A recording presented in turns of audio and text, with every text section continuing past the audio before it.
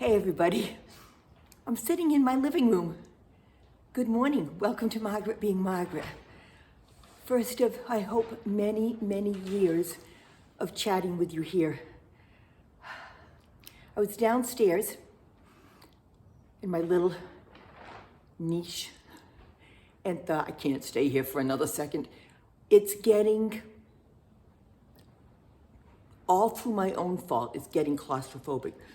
I've stopped trying to put things away. There's no place to put them. I'm living now in a way that I don't like, and it's all of my own doing. I don't want to clean anymore. It's hopeless. We're not going to be in here for months. I know I've got to wrap my head around the fact that I have to do it.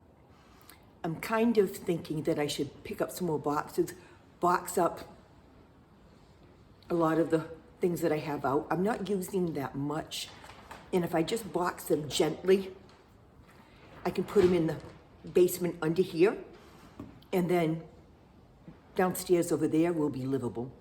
I think I have to do that for my sanity. So maybe next weekend, that'll be a plan. Still have my tea. It's half cold from being outside. It's 61 out. I just saw one of the plastic things is down because it's windy, but it's not bad in here.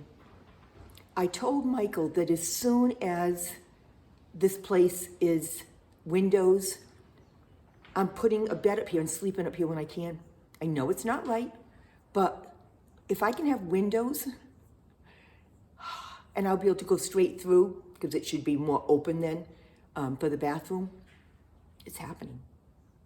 I wanted to do this video today because a lot of people have been commenting that they like my old videos better. And I'm having trouble remembering why my old videos, you got that? My old videos are better. I'm having trouble remembering why my old videos are better. But I think we had more chats. Chats these days are kind of difficult because I have to be careful what I say. I don't like that. What has changed for me, going on 71 this winter, is my patience level is up. And that's saying something. I think it's age. I think it's being beaten down enough that you learn and understanding finally that my expectations are not necessarily the best for everybody concerned, or that they should be honored by everybody else. I don't do that well. I'm trying. It has been a pleasure and a huge challenge to be sharing the house with Michael, Nikki, and the baby. I adore Squish, and I want to spend every second with her, and that's not fair to her parents. I'm aware of that. Squish adores me and wants to spend just about every second with me. I'm also aware that's not fair.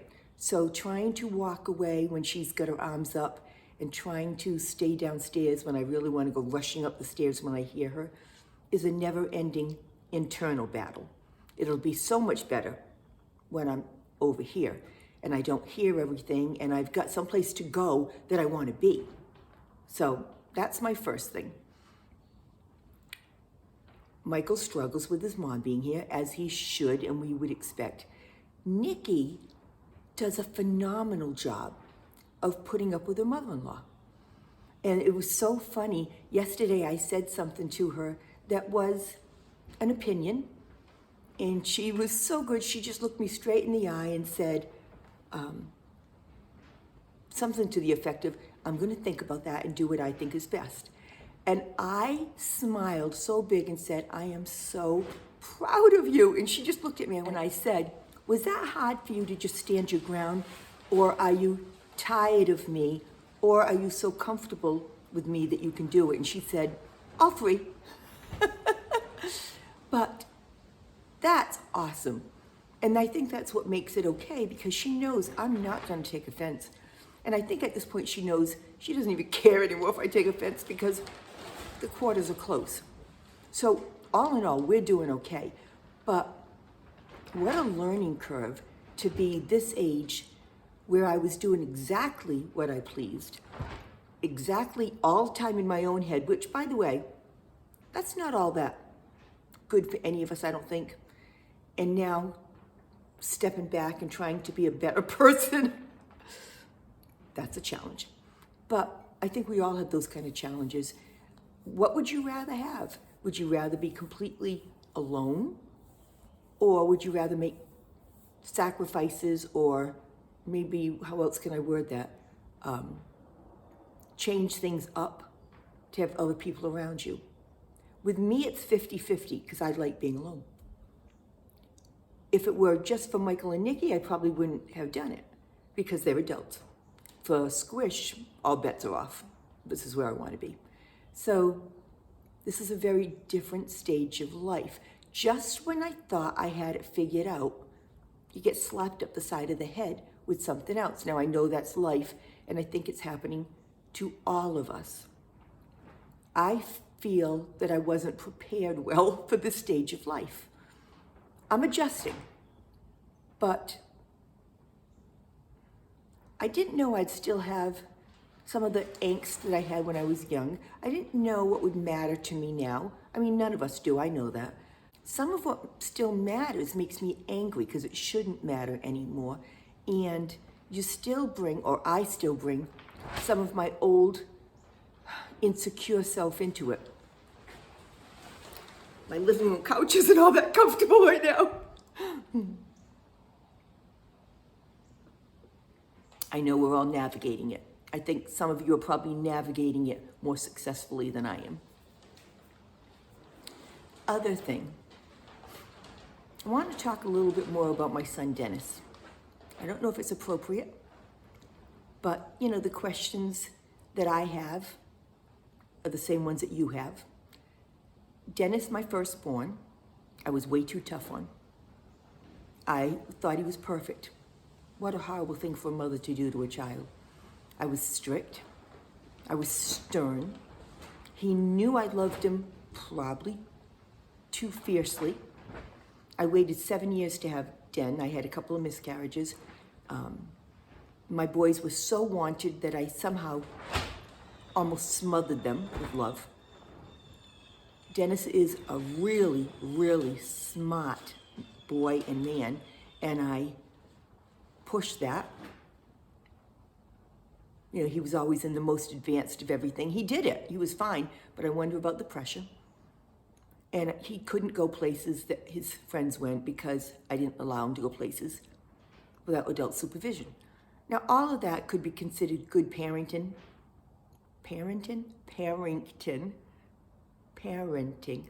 whatever.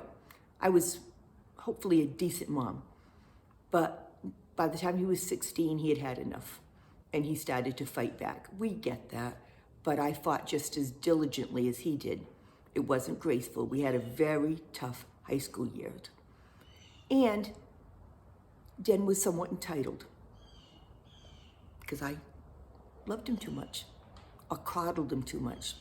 So by the time he was in his 20s, he was kind of combative with me. He still lived at home. He was no longer nice. He's a good guy. He was no longer nice to me. He is my personality, so he can be very abrupt. And you're always toughest on those you love, so he was toughest on his mom. And when Steve and I divorced, I think Dennis was about 28, maybe a little younger. He still chose to live with me, but that was because he had an easy ride going. And let's face it. So he stayed until he was 32, and it was bad. He wasn't nice. He wasn't helpful. And I gave him an ultimatum. He had bought a house and he hadn't moved into it because he really enjoyed the company. And at one point he was honest with that and said, "Thank you for letting me stay. I don't like to be alone." That was one of the only times that he was honest and nice. But then we reverted to, 3 feet of snow. Was anybody going to shovel with Ma? No.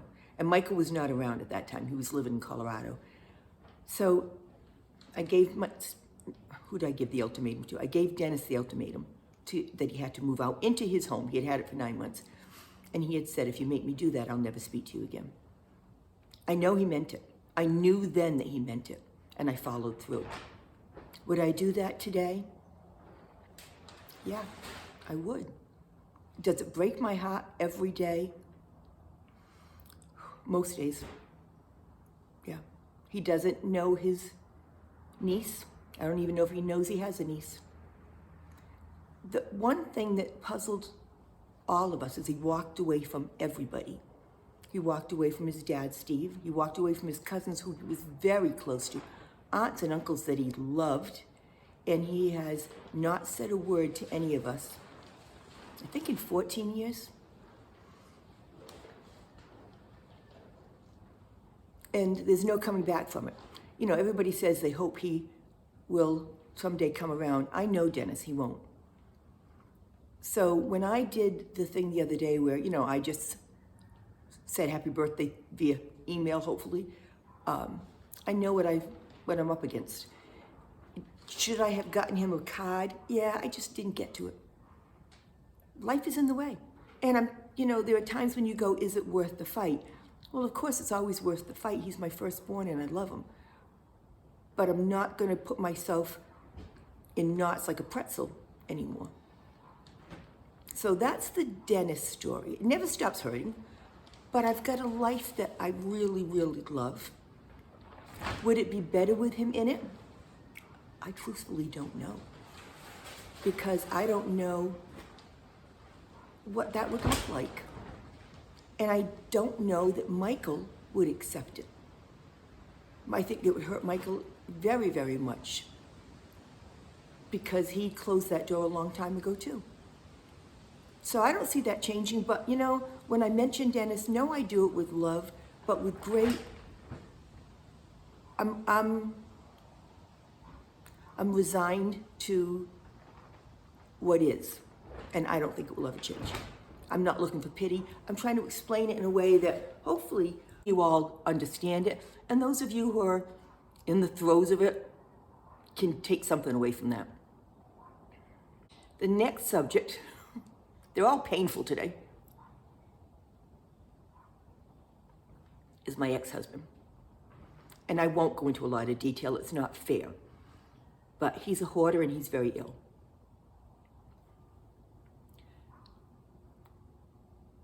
He is gonna have to stay in a nursing home. He's not taking care of himself. He can, but whatever hoarders have, it makes it impossible.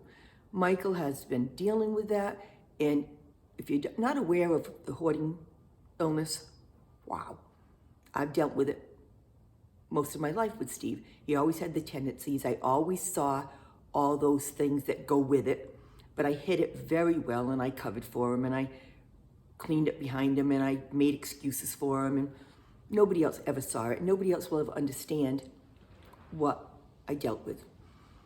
When he divorced me, I was 52. I was sad. I was used to being the strong one. I was used to being mentally picked on. I was used to being all the things that a victim of that kind of relationship is. I still tend to go that way. And we've been divorced for what, 18 years? I don't know. It still feels like about 5. We've been in touch over the years, always initiated by me, because he's the father of my boys, and because I was his partner and his caretaker. So there's that part of me that still thinks I should take care of him.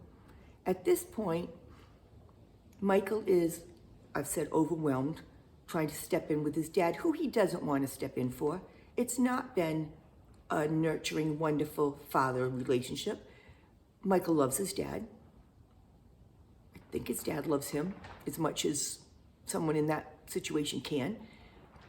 But Michael, I told you, has allowed me to step in. And there are things I won't do. And Steve and I had a really good talk the other day where I said, I'm not at your beck and call, because he got mad that I wasn't doing something that he had wanted a couple years ago. And I said, I come first. And he looked so surprised. I said, no, Steve, I come first. I will help you. I will not take care of you. I will not do for you. I'm not at your beck and call. That's a very weird thing. I've never had that conversation with him before. He's going to forget it in 10 seconds. He doesn't have dementia, but it's not in his best interest to remember that conversation. So I will help where I can. And there are things that I can do, like bring people in to take care of the house and that stuff that I've been given an okay to. And for the next couple of months, that's going to be an up and down situation for Michael, which puts all this in a different context. So life does not get easier. It just throws different curveballs. None of them that I can't handle or you couldn't handle. I think we're all strong enough to handle anything that life throws at us. I think it's having the mindset of, okay, which takes me a minute. I have to roll it around in my head and go nuts, and then do the, okay, this is what's happening. This is what it is. Deal with it. And that came, I used to do seminars all over the country. And one of the things I heard is, there should not be a word of should. That word should not be here because it just is. And the analogy I always use is you look outside in July and it's snowing. And it shouldn't be snowing in July, at least not in the Northeast. But it is. So it should be. So if something's happening, there's no such thing as it shouldn't be because it is. So it should be. I've tried very hard to, after I finish spinning for a little bit, go back to, okay, it is. So whatever is, should be. Doesn't matter if we don't like it. Deal. And I think if we can take that to every single part of our lives, life is better. Which is why my life is phenomenal right now. I'm sitting in my living room.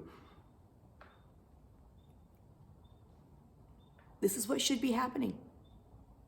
I don't understand the plan. For those of you who have religion, you get it. For those of us who are spiritual, but not religious, which is okay, folks. I'm very spiritual.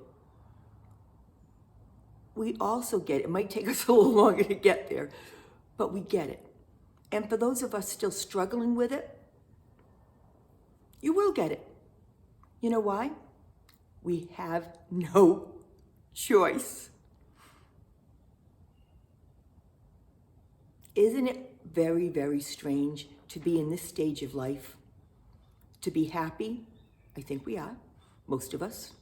To understand what we can control and what we can't.